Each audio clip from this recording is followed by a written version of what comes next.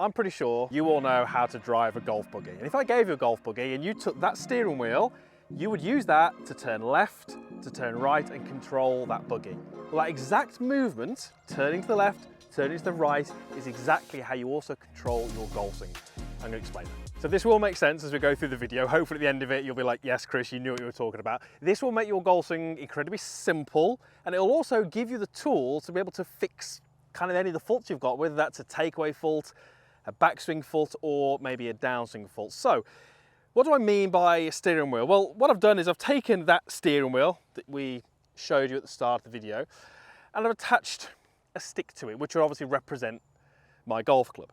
Now, if I held the steering wheel, and obviously the golf club, we'll call it a golf club for the purpose of this video, was vertically up, I can use that steering wheel and I can turn it to the right and I can turn it to the left, and that would obviously change the angle of the golf club, and that's what we have to do in the golf swing.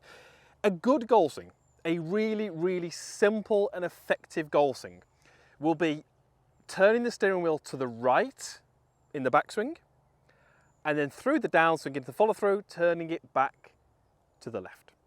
Some of the golf swings that I've worked with, some of the golfers that I've had the pleasure of helping, during their golf swing, they have turned the steering wheel to the right, then back to the left a little bit, then back to the right a little bit, then back to the left a little bit, then a bit more, a lot more complicated. Okay, so let me explain exactly what I mean. The first thing is we need to eliminate wrist set, just to make this whole video make a little bit more sense. Wrist set would be sort of this movement here. If I took a setup, this would be wrist set.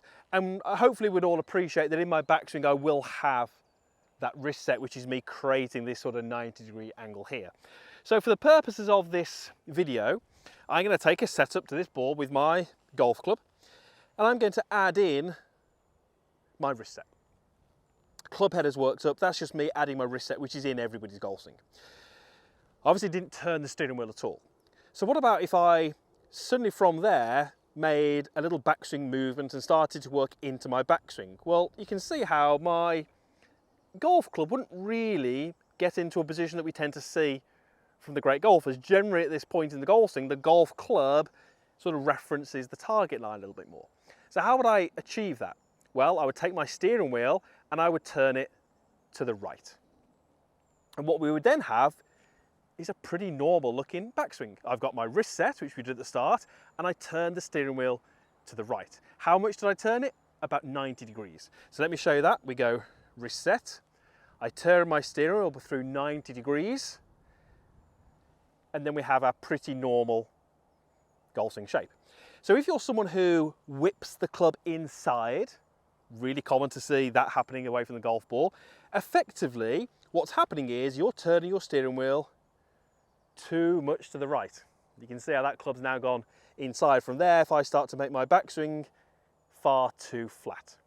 Okay, so we need to turn our steering wheel by 90 degrees, which gives us our beautiful halfway back position. If I continue from there, we're going to get top of the backswing pretty good, then we come back, and then as I go through, I'm going to uncock my wrists, and what I'm going to do with that steering wheel, I'm going to rotate it and turn it to the left.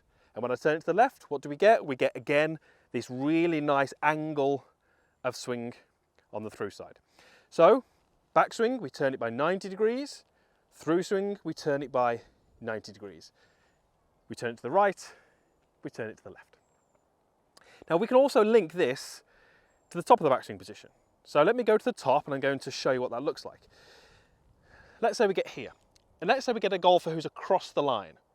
That steering wheel will be turning to the left. You can see how that's across the line. If it was more laid off, it would be a steering which is turning to the right. So I said at the start that this was going to make the golf swing really simple. Let's have a look at my golf swing. Now, I'm constantly working on my golf swing, as I'm sure all of you are. I tend to get the club too much inside going back. I then tend to get the club a little bit across the line, and I then tend to shallow it late and then flip it through the ball. So if we relate that to my steering wheel, what am I actually doing to this steering wheel in my golf swing? Well, in the early part of the golf swing, I turn it too much to the right, which is why it gets inside. So I've turned it to the right. But then as I get in towards my backswing, I turn it back to the left. That gets me a little bit across the line. So I've got a right and a left. As I start down, it's a bit steep, so what do? I turn it back to the right. Club gets behind my hands, and then at the last minute, I turn it back to the left. So I've got a right, left, right, left. How's that ever going to be as consistent as just a right and a left? It's not, and that's why I struggle. Because if I could move more toward a right and a left, I'd play much more consistent golf, and that's going to be the same for yourselves. When we turn the steering wheel is really important, because it's great going back here and getting this onto the line here, but watch what happens in the downswing if I turn it to the left too soon. Way too much on the steep side, way too much on the outside. That's going to give you those out to in shots, those fades, those slices. We have to make sure that when we turn it to the right, it stays turned to the right all the way down to here. And now, as we uncock those wrists, we can turn it back to the left. Honestly, this is such a brilliant drill because it gives you feels that can, you know, translate right to your golf swing. I appreciate you're not going to have a steering wheel when you go to the range, but do you know what? Grab a range basket. That's what I use when I coach. Pick up a range basket, hold the sort of open side here, and you can do the same thing. You can get that range basket and you can just make swings where you go, rotate it to the right, rotate it to the left. Rotate it to the right, rotate it to the left. It's going to give you some really simple ideas and thoughts, because it's going to straight away highlight if you're someone who goes over rotates, rotates it to the left, then gets it steep and then has to try and recover it in there here. All of those movements, those extra movements that we don't need, bring you inconsistencies. If you're someone who struggles with consistency, you can hit good shots but you can't do it repeatedly, it could well be because of this, because you're making it too difficult. Now, that was super slow, but it gave me a pretty good shot. And if I look back on that on camera, to me, that'll probably look like a better golf swing. My golf swing is better when it's simpler. It's probably going to be the same case for you. Making it more complicated, adding in things that don't need to be there is what so many golfers are doing. Simplify it down, it's going to make you a lot better.